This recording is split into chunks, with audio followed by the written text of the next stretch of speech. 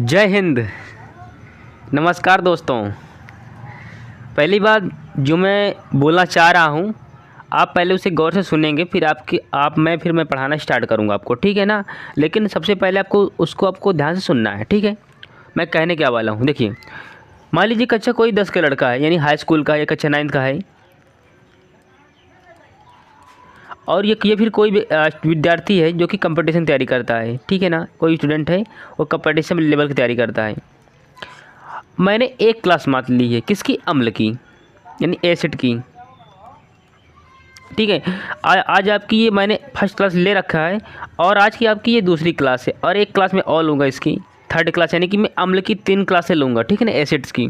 लेकिन इन तीनों क्लासों को देखने के बाद आपको कहीं पर से भी कुछ भी पढ़ने की आवश्यकता नहीं होगी, क्योंकि यूट्यूब पर तो नहीं, हालांकि ऐसे वीडियोज आपको बैच में मिलेंगे।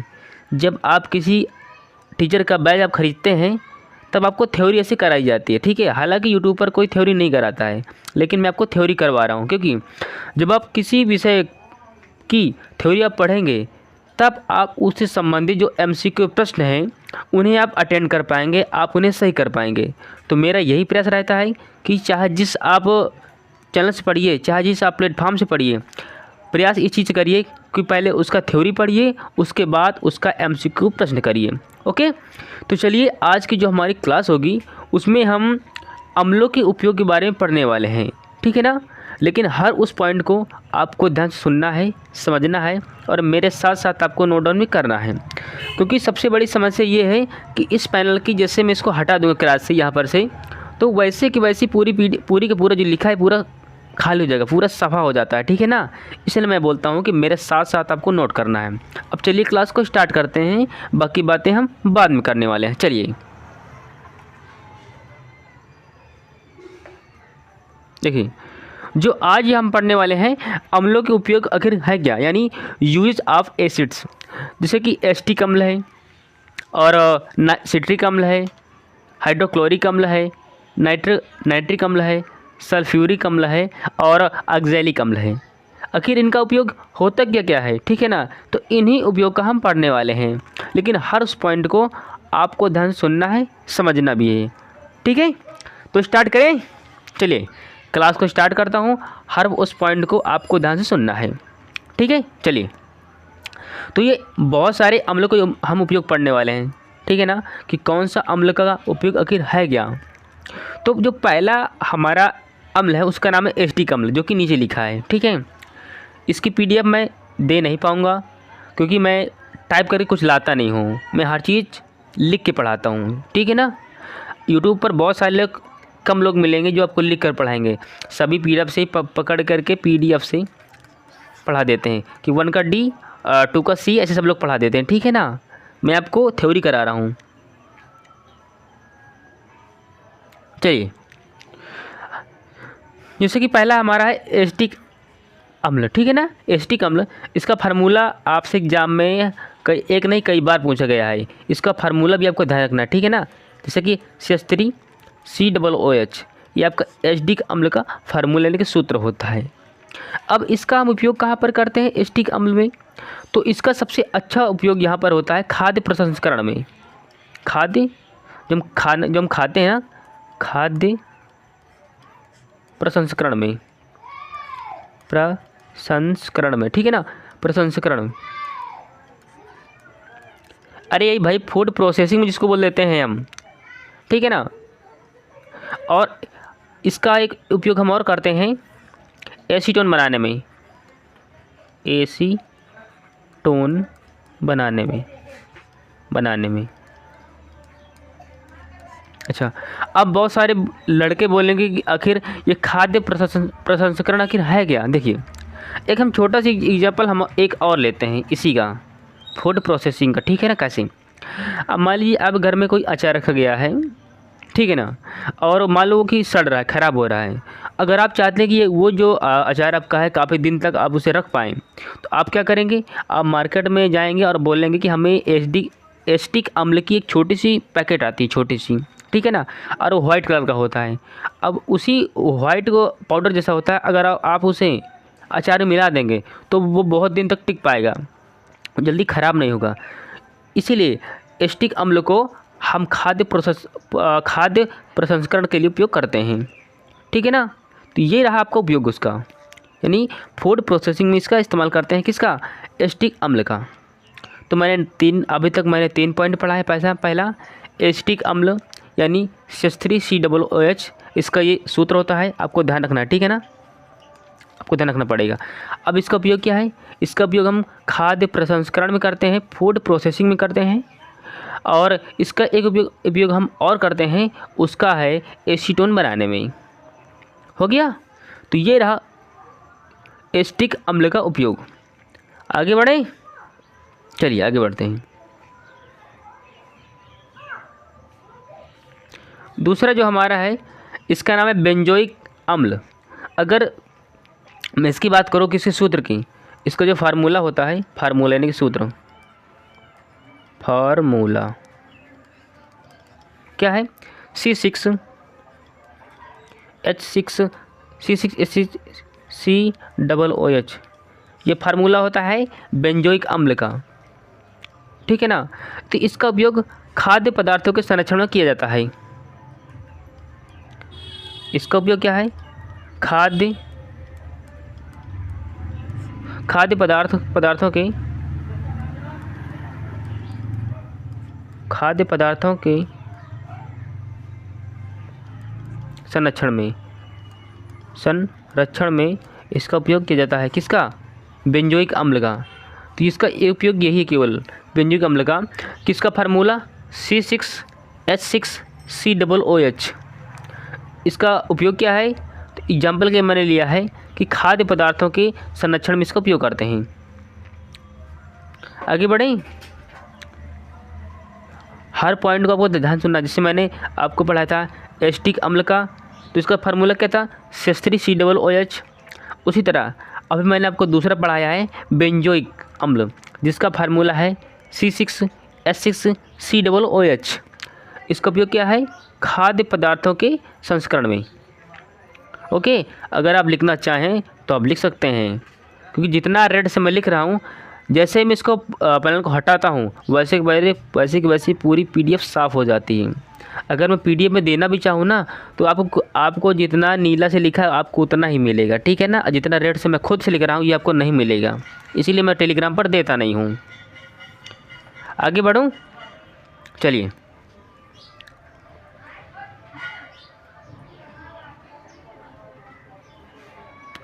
अब जो हमारा अगला अम्ल है, थर्ड,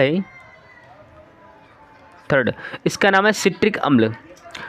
बहुत छोटा लिखा है, इसके लिए मैं थोड़ा इसको बड़ा कर देता हूँ, लेकिन मैं खुद लिख देता हूँ यहाँ पर। देखो, इसका फार्मूला होता है किसका, सिट्रिक अम्ल का।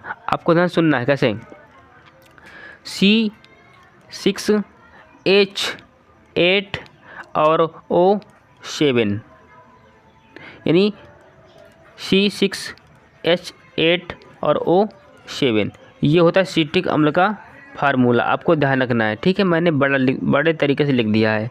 आखिर अब इसका उपयोग क्या है, इसका उपयोग बहुत सारे हैं, यानी ये खाद्य पदार्थों में इसका उपयोग करते हैं। मैं लिख देता हूँ यहाँ पर एग्जाम्पल में, खाद्य पदार्थों के लिए, खाद्य पदार्थों में, और इसका दूसरे दवाओं में उपयोग करते हैं, दवाओं में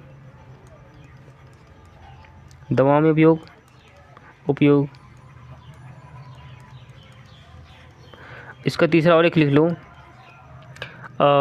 अगर मैं बात करूं धातु को साफ करने में, फिर कपड़ा उद्योग में कर लो। कपड़ा उद्योग सबसे अच्छा रहेगा, कपड़ा उद्योग, क्योंकि मेरे पास जगह बची है ना, ठीक है ना। एक और लिख लो, धातु साफ करने में, धातुओं को साफ करने में, धातुओं को साफ करने में। तो ये रहे आपके सिट्रिक अम्ल के उपयोग। इसका फार्मूला C6H8O7। इसका आखिर उपयोग क्या है, तो खाद्य पदार्थों में हम इसका इस्तेमाल करते हैं सिट्रिक अम्ल का, और जिसका उपयोग हम दवाओं के उपयोग में भी करते हैं। और आपको ध्यान रखना है कि कपड़ा उपयोग में हम किसका इस्तेमाल करते हैं, उद्योग में। कपड़ा उद्योग में हम सिट्रिक अम्ल का ही उपयोग करते हैं, और साथ ही साथ धातुओं के को साफ करने में हम उपयोग करते हैं किसका, सिट्रिक अम्ल का। ये रहा आपका, ठीक है। आगे बढ़ता हूँ। अगर आपको लिखना चाहो तो वीडियो को रोक लीजिए और इसे लिख लीजिए, ठीक है ना, क्योंकि मैं पीडीएफ नहीं दे पाऊँगा, मैंने कई बार बोला है।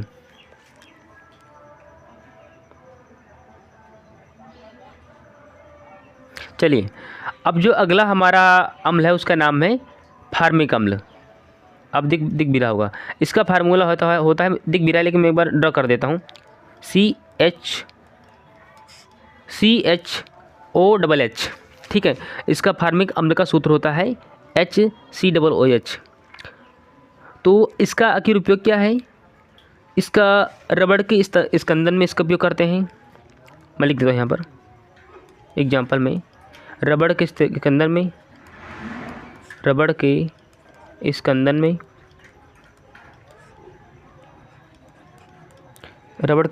इसका उपयोग करते हैं। मैं लिखा सही पर मैं से ऐसे। इसका दूसरा एग्जाम्पल मैं एक और लेता हूँ, किसका, फार्मिक अम्ल का, ठीक है। जीवाणुनाशक के रूप में इसका इस्तेमाल करते हैं। जीवाणुनाशक के रूप में उपयोग,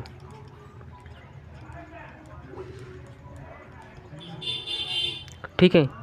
एक और ले लो, जैसे कि इसका उपयोग हम चमड़ा उद्योग में करते हैं,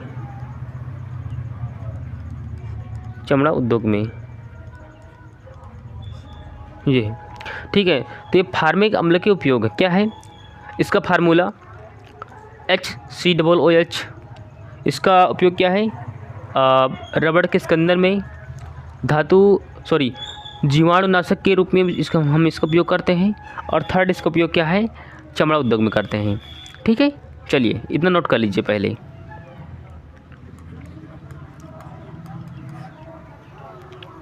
करिए जल्दी से, हो जाए तो अच्छा है।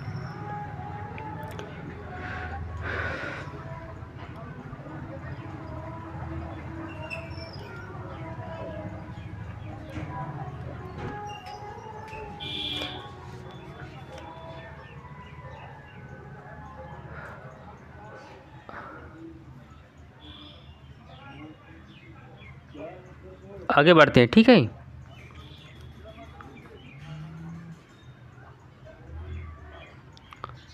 हमारा फार्मिक अम्ल कंप्लीट हो चुका है। अगला जो हमारा है उसका नाम है हाइड्रोक्लोरिक अम्ल, यानी हाइड्रोक्लोरिक अम्ल, जिसका फार्मूला होता है HCl, ठीक है ना। आखिर इसकी एग्जाम्पल क्या है, इसके उपयोग क्या है, ठीक है ना, उसके एग्जाम्पल हम लेते हैं। देखिए, हाइड्रोक्लोरिक अम्ल का इसका उपयोग क्या है, तो इसका हम रंजक के रूप में इस्तेमाल करते हैं, रंजक की।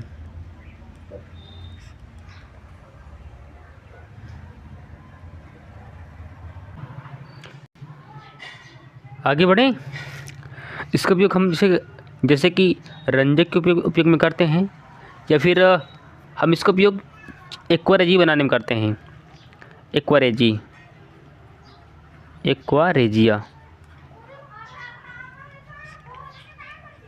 एक्वारेजिया बनाने में इसका उपयोग करते हैं।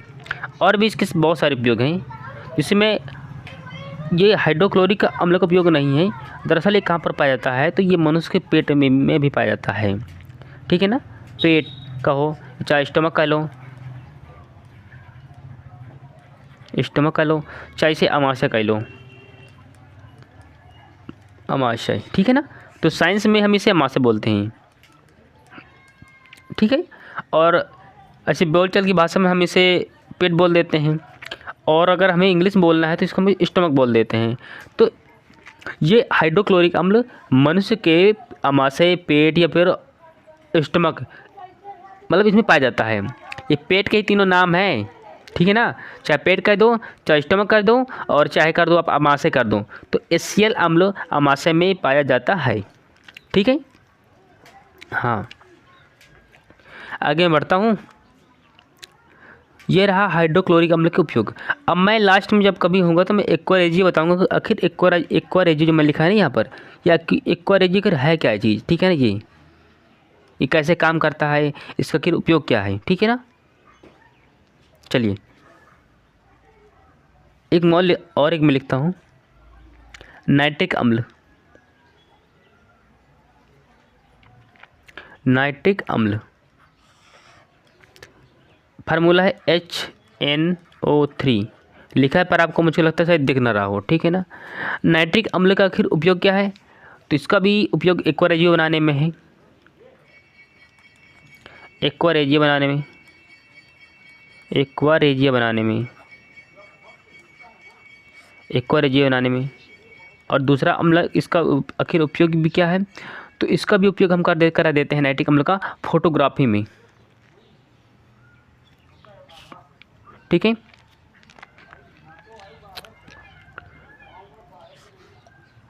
और इसके बहुत सारे जैसे कि प्लास्टिक है, दवाएं हैं, और धातुओं के निक्षारण में, फोटोग्राफी में, तो लिख लो फोटोग्राफी, 1 मिनट का लिखा, फोटोग्राफी,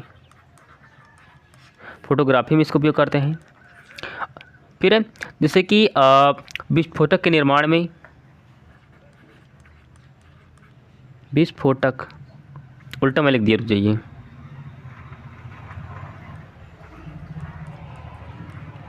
विस्फोटक के निर्माण में भी इसका हम उपयोग करते हैं, ठीक है। ऐसे इसके बहुत सारे इसके एग्जाम्पल है, ठीक है ना, 4। जैसे कि दवाओं में भी हम नाइट्रिक अम्ल का उपयोग करते हैं, ठीक है। तो ये रहे इसके कुछ प्रमुख उपयोग, जैसे कि नाइट्रिक अम्ल इसका उपयोग क्या है, एक्वा रेजिया बनाने में, फोटोग्राफी में, विस्फोटक के निर्माण में, या फिर दवाओं में, ठीक है। कुछ अम्ल मैं अपनी तरफ से लिखता हूँ, ठीक है ना। पहले आप इतना पहले नोट कर लीजिए, बाकी 2 अम्ल मैं और लिखाऊंगा, एक का नाम है ऑक्सैलिक अम्ल और एक का नाम है सल्फ्यूरिक अम्ल। इन दोनों का उपयोग क्या है फिर मैं क्लास को एंड कर दूंगा, ओके। लेकिन पहले अपने नोट कर लीजिए।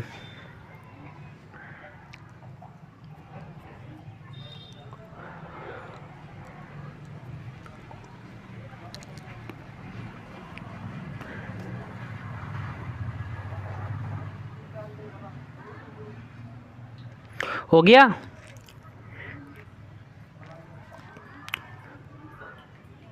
चलिए एक और लिखो, पहले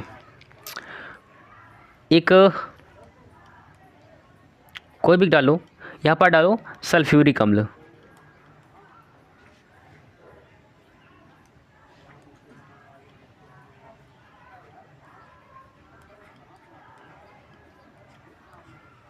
सल्फ्यूरिक अम्ल।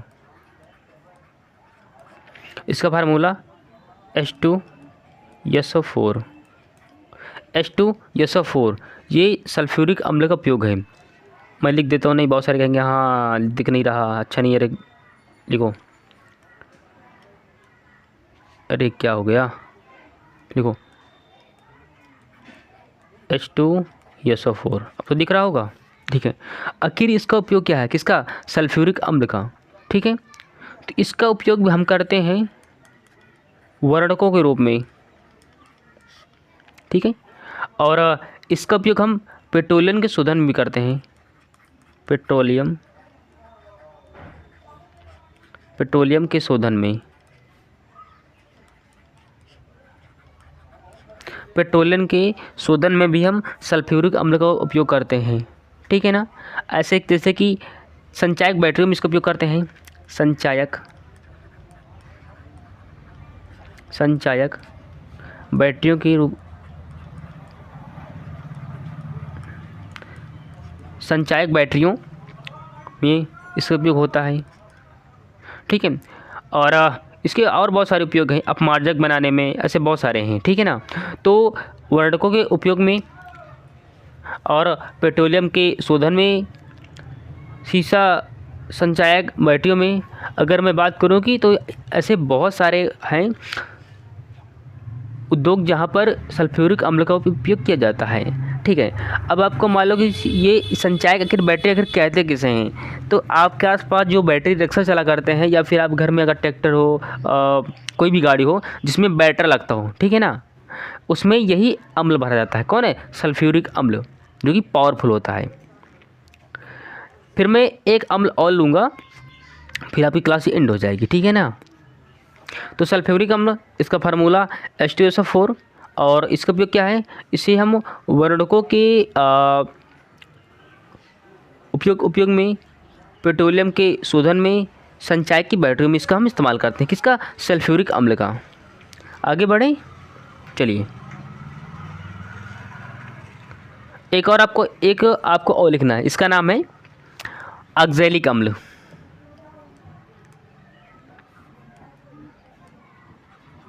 कोई भी मत डालो, कोई भी नंबरिंग कर दो। ऑक्सैलिक अम्ल,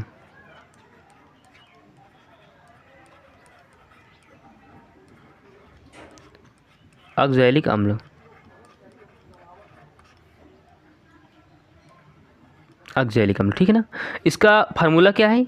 इंपॉर्टेंट है, इसीलिए लिखा रहा हूँ। देखो यहाँ पे लिखो H2C2O7, सॉरी O4 है, 7 नहीं, H2C2O4, ये ऑक्सैलिक अम्ल का सूत्र है। आखिर ये ऑक्सैलिक अम्ल कहाँ पाया जाता है? तो ये आपको ऑक्सैलिक अम्ल टमाटर में पाया जाता है, टमाटर में पाया जाता है, ठीक है। ऑक्सैलिक अम्ल के और इसका उपयोग क्या है? तो इसके और प्रमुख जो उपयोग है ना, इसका फोटोग्राफी में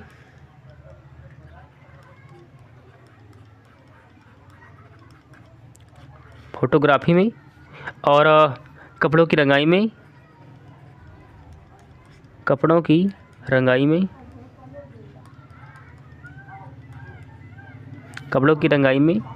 और इसका बहुत सारे हैं, कपड़ों की स्याही के दाग धब्बे हटाने में करते हैं, ठीक है ना।